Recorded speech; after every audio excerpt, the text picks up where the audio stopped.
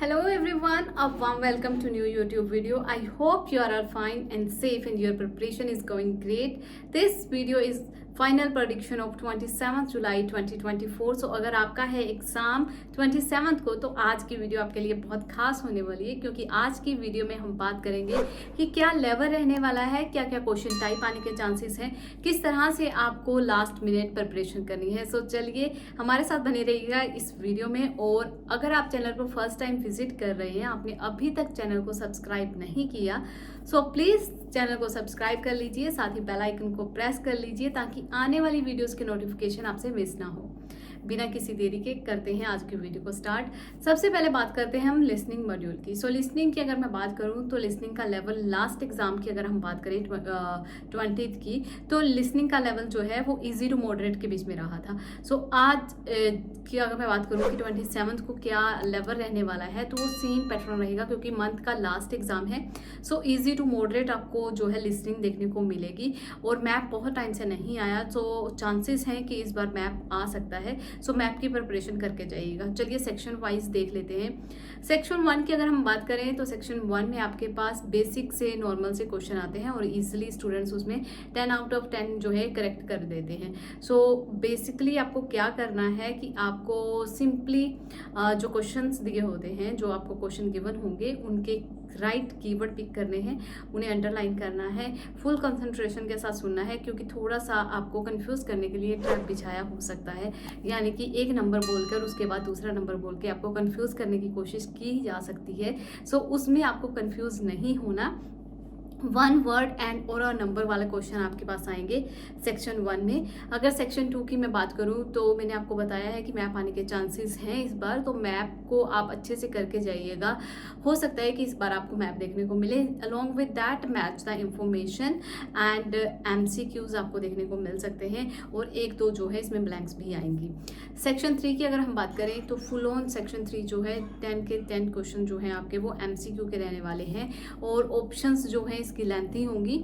सो आपको क्या करना है, जब आपको सेक्शन 2 के बाद थोड़ा सा टाइम बचता है आपके आंसर चेक करने के लिए, जब आपको 30 सेकंड का पोज दिया जाता है कि आप अपने आंसर चेक कर सकते हैं, उस टाइम पर आपको 3rd सेक्शन के जो क्वेश्चन है वो रीड आउट करने हैं और सही कीवर्ड पिक करने हैं। और इसके साथ साथ आपको MCQs करते हुए एक बात का ध्यान रखना है कि कौन सी ऑप्शंस करेक्ट नहीं है, जो सबसे अलग है, तो उनको आपको एलिमिनेट करते जाना है। यानी कि जैसे जैसे आप सुनोगे तो आपको एलिमिनेट वाली टेक्निक जो है वो फॉलो करनी है। MCQs किस तरह से सॉल्व किए जाते हैं लिसनिंग के, इसकी मेरे चैनल पर ऑलरेडी वीडियो है जिसमें हमने आपको 2 तरीके से किस तरह से MCQs को सॉल्व किया जाता है वो बताया हुआ है। आप जाकर वो देख सकते हैं अगर आपको कोई कन्फ्यूज़न है तो।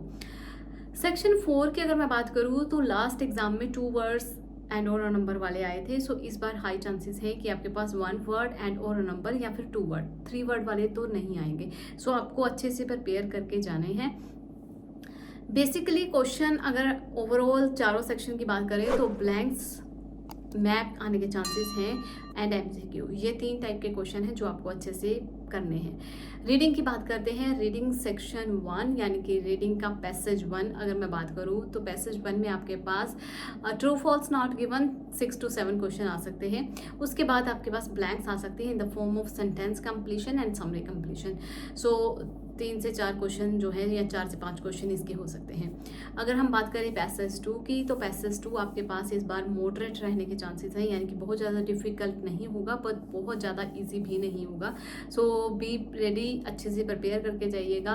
और इसमें क्या क्या टाइप आने के चांसेस हैं, इसमें मैच द इंफॉर्मेशन एंड उसके अलावा आपके पास MCQs आ सकते हैं। उसके अलावा आपके पास इसमें राइटर्स ओपिनियन वाले जो क्वेश्चन होते हैं वो आ सकते हैं। सो आपको अच्छे से इन सारे क्वेश्चन टाइप की जो है प्रिपरेशन करनी है। क्या स्ट्रैटेजी होती है, किस तरह से इनको सॉल्व किया जाता है, ऑलरेडी रीडिंग सीरीज जो है चैनल पर अपलोड है, आप वहाँ से फॉलो कर सकते हो। या फिर भी अगर आपको चाहिए कि हम किसी पर्टिकुलर क्वेश्चन टाइप पर अभी आपके एग्ज़ाम में टाइम है और आप चाहते हो कि हम किसी पर्टिकुलर क्वेश्चन टाइप पर वीडियो बनाएं, तो आप प्लीज़ नीचे कमेंट सेक्शन में मेंशन कर दीजिएगा, उस क्वेश्चन टाइप पर हम ज़रूर वीडियो बनाएंगे। अब बात करते हैं हम पैसेज 3 की। सो पैसेज 3 की अगर मैं बात करूं तो पैसेज 3 में येस, नो, नॉट गिवन आपके पास आने के चांसेस हैं। Along with that list of heading and 1 या 2 आपके पास जो है ब्लैंक्स आ सकती हैं। 1-2 से मेरा मतलब है 3 से 4 क्वेश्चन भी आ सकते हैं, या फिर सिंपली 1 से या 2 क्वेश्चन भी आ सकते हैं। 1 तो नहीं आएगा, ऑब्वियसली 2 या 3 क्वेश्चन आएंगे, या फिर आपके पास 4 से 5 क्वेश्चन आएंगे ब्लैंक्स के। और ब्लैंक्स जो है आपके पास वो सेंटेंस या समरी कंप्लीशन में हो सकते हैं। समरी कंप्लीशन में आपको ऑप्शन वाला जो ब्लैंक्स आती हैं वो भी अच्छे से करनी है। अब बात करते हैं हम राइटिंग की। सो राइटिंग की अगर मैं बात करूं तो लास्ट हमने पाई चार्ट देखा है। उसके बाद अगर हम बात करें तो बारग्राफ तो हमेशा रहता ही है, बारग्राफ आपको अच्छे से करना है। उसके बाद कॉम्बिनेशन वाले जो हैं वो बहुत आ रहे हैं चार्ट्स, तो 2 ईयर्स का कंपैरिजन होता है या फिर पास्ट एंड फ्यूचर का कंपैरिजन होता है। अगर हम बात करें तो इसमें भी डायग्राम्स बहुत टाइम से नहीं आए राइटिंग में। सो इस बार भी चांसेस हैं कि आपके पास 30 to 40% चांस है कि इस बार आपके पास डायग्राम में से कुछ आ जाए। डायग्राम मैप की फॉर्म में हो सकता है या प्रोसेस डायग्राम के फॉर्म में भी हो सकता है। सो मैप में बहुत से स्टूडेंट कन्फ्यूज़न में रहते हैं कि जब उन्हें पास्ट एंड फ्यूचर का कंपैरिजन करना पड़ता है कि पहले बिल्डिंग ऐसी थी अब ऐसी हो गई है। सो वो पास्ट लिखते लिखते फ्यूचर के सेंटेंस को बनाते हैं, पर उनसे वो पास्ट में लिख होता है। सो ये कन्फ्यूज़न ना हो, आपको 1 या 2 मैप अच्छे से प्रैक्टिस करके जाने हैं। हो सकता है कि आपको एग्ज़ाम में राइटिंग में भी डायग्राम यानी कि इन द फॉर्म ऑफ मैप या प्रोसेस चार्ट देखने को मिल जाए। 30 to 40% चांस है। अगर हम बात करें बारग्राफ के चांसेस हमेशा रहते ही हैं, पर बारग्राफ आपको बहुत सिंपल नहीं आएगा, वो कंपैरेटिव चार्ट्स की तरह भी आ सकता है। सो अच्छे से प्रिपरेशन करके जाइएगा। अब राइटिंग टास्क 2 की अगर मैं बात करूँ तो राइटिंग टास्क 2 में आपके पास स्टैंडर्ड पैटर्न जो चला आ रहा है वही होगा। Discuss both views and agree disagree. Along with that आपको एडवांटेजेस आउटवेट डिसएडवांटेजेस वाला टॉपिक जो है वो भी करना है।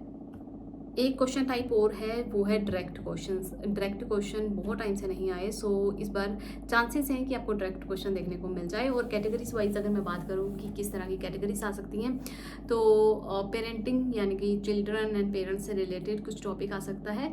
आर्ट्स एंड कल्चर से रिलेटेड कुछ आ सकता है। गवर्नमेंट से रिलेटेड कुछ आ सकता है कि गवर्नमेंट को इस सेक्टर में पैसा लगाना चाहिए या नहीं लगाना चाहिए, या वेस्ट ऑफ मनी होगा, इससे रिलेटेड आ सकता है। इसके अलावा जो है आपको IT यानी कि टेक्नोलॉजी से रिलेटेड भी क्वेश्चन टाइप आने के चांसेस हैं कि फ्यूचर में जो है कार्स जो हैं वो ऑटोमेटिकली होंगी, फुली ऑटोमेटिकली होंगी, ड्राइवरलेस होंगी, या इस तरह के क्वेश्चन टाइप जो आप बोल सकते हो कि ये भी आने के चांसेस हैं। सो कैटेगरीज वाइज अगर मैं बात करूँ तो टेक्नोलॉजी, उसके बाद आपके पास है चिल्ड्रन एंड पेरेंट्स वाला टॉपिक हो गया, उसके बाद गवर्नमेंट वाला टॉपिक हो गया, ये हो गया आर्ट एंड कल्चर हो गया।